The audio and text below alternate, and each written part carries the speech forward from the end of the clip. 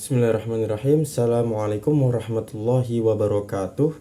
Perkenalkan, saya Muhammad Aris Sukmoibowo dari kelas 4D Program Studi Pendidikan Agama Islam, Fakultas Agama Islam Universitas Singapura Bangsa Karawang. Baik, pada kesempatan ini saya akan menyampaikan jawaban ujian akhir semester mata kuliah Filsafat Pendidikan Islam semester genap tahun ajaran 2024-2025 yang dibimbing oleh Dr. Iqbal Amar Muzaki, MPD. Jawaban ini saya susun berdasarkan beberapa referensi. Baik, untuk mempersingkat waktu, saya akan langsung ke dalam jawabannya dari setiap soal yang telah diberikan. Baik, untuk soal nomor pertama. Soal pertama ini, dalam pandangan Abu Dinata dalam bukunya Filsafat Pendidikan Islam, demokratisasi pendidikan itu adalah upaya memberikan kesempatan belajar yang merata dan adil. Nah, dalam konteks PAI di sekolah umum, guru itu bisa menerapkan prinsip ini melalui diskusi terbuka, lalu menghargai pendapat siswa, dan tidak bersikap otoriter. Sebagai contoh, saat membahas teman zakat, guru bisa membuka forum tanya jawab dan studi kasus agar siswa terlibat aktif. Nah, namun tantangannya ini juga cukup besar. Menurut Zuhairini dan kawan-kawan dalam buku mereka, hambatan demokratisasi ini sering muncul dari budaya feodal dalam pendidikan dan kurangnya pelatihan guru dalam metode partisipatif, apalagi di era digital yang serba cepat ini. Baik, langsung ke soal nomor 2. Di soal nomor 2 ini, Ibnu Khaldun dalam kitab Muqaddimah menjelaskan bahwa pendidikan itu harus bertahap dan memperhatikan akal serta adab. Beliau menolak cara belajar hafalan semata tanpa pemahaman mendalam. Nah, dalam kurikulum Merdeka saat ini yang diterapkan, kita bisa menerapkan pandangan Ibnu Khaldun melalui pendekatan pembelajaran berdiferensiasi di kelas 9 SMP misalnya. Ketika membahas materi rukun iman, guru bisa menyesuaikan pendekatan berdasarkan karakter. Juga bisa tuh tingkat atau dengan tingkat perkembangan siswa. Konsep ini juga dibahas dalam buku Ahmad Tafsir Ilmu Pendidikan Islam, bahwa pembelajaran itu perlu bersifat spiral dan berulang agar nilai-nilai Islam itu dapat tertanam secara bertahap. Baik, soal ketiga ada Kiai Haji Ahmad Dahlan. Nah, di sini Kiai Haji Ahmad Dahlan ini sangat menekankan pentingnya integrasi antara ilmu agama dan ilmu umum.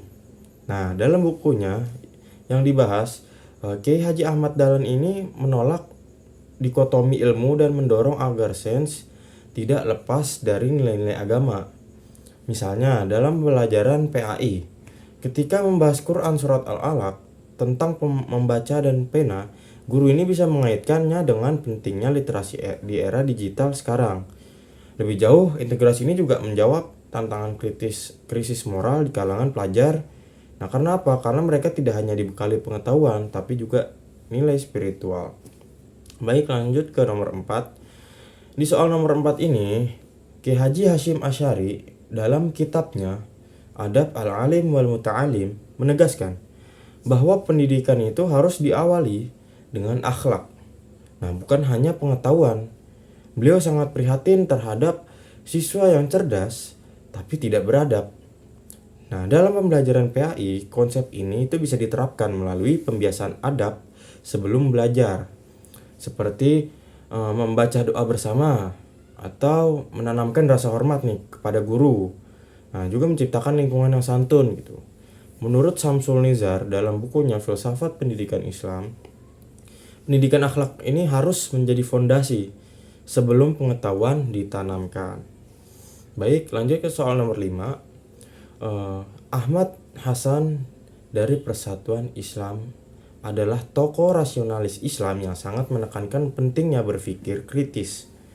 Nah, dalam karya monumentalnya Tanya Jawab Agama, beliau ini menolak taklid buta dan mendorong umat Islam untuk beristihad berdasarkan Al-Quran dan hadis. Nah, dalam konteks pembelajaran PAI, guru bisa nih menantang siswa untuk berpikir kritis terhadap isu-isu kontemporer, misalnya kayak korupsi atau lingkungan, lalu mencari solusinya berdasarkan nilai Islam. Nah, Zakiyah Darajat juga menguatkan hal ini dalam bukunya di Ilmu Pengetahuan Pendidikan Islam, bahwa pendidikan Islam ini harus mendidik akal agar tidak hanya patuh, tapi juga kritis dan bertanggung jawab. Baik, untuk soal nomor 6. Nah, di soal nomor 6 ini ada 3 cabang utama filsafat, yaitu ontologi, epistemologi, dan aksiologi. Nah, menjadi dasar kerangka berpikir pendidikan. Ontologi ini menjelaskan tentang hakikat ilmu. Kalau epistemologi ini tentang cara memperoleh ilmu, dan aksiologi ini tentang nilai dari ilmu itu sendiri. Nah, Hasan Langgulung dalam bukunya Manusia dan Pendidikan menyebut bahwa dalam Islam ini ilmu tidak semata untuk dunia, tapi untuk membentuk insan kamil. Artinya tujuan pendidikan Islam ini tidak hanya mencetak siswa yang pintar, tapi juga yang memiliki adab, iman, dan mampu menjadi rahmat bagi lingkungan sekitarnya. Baik, lanjut ke soal nomor 7. Nah, di soal nomor ke-7 ini, Kiai Haji Ahmad Dahlan menggabungkan metode pendidikan Islam dengan sistem sekolah modern. Nah, dalam sejarahnya, beliau ini menyusun kurikulum yang memadukan Al-Quran dan hadis dengan pelajaran umum seperti matematika dan ilmu alam. Nah, gagasan ini bisa diterapkan hari ini dengan mengajarkan PAI yang berbasis teknologi, misalnya melalui konten dakwah digital atau enggak proyek sosial berbasis nilai-nilai Islam. Ini juga bisa. Nah, menurut Zamak Sari, Dovier, pendekatan Kiai Haji Ahmad Dahlan ini merupakan bentuk reformasi pendidikan Islam agar relevan dengan zaman tanpa meninggalkan ruh keislamannya. Gitu. Baik, untuk soal nomor ke-8. Di soal nomor 8 ini, dalam pembelajaran modern, pendekatan interdisipliner itu sangat penting. Syamsul Arifin dalam bukunya Filsafat Pendidikan Islam menyebut bahwa integrasi antara ilmu agama dan ilmu sosial ini akan menjadi pendidikan yang lebih kontekstual. Contohnya, ketika membahas zakat dalam fikih. Nah, guru bisa nih mengaitkan dengan data kemiskinan nasional dari ilmu ekonomi. Atau saat membahas kejujuran, guru menghubungkan dengan korupsi dari sudut pandang sosiologi. Ini pun juga bisa. Nah, model seperti ini nih membuat PAI lebih hidup dan membentuk siswa yang peka terhadap masalah sosial. Mungkin demikianlah jawaban ujian akhir semester Filsafat Pendidikan Islam yang bisa saya sampaikan. Semoga jawaban ini bisa menjadi bagian dari kontribusi pemikiran dalam pengembangan pendidikan Islam yang filosofis, rasional, dan relevan di era modern. Terima kasih atas perhatiannya. Kurang lebihnya mohon maaf. Walafuminkum.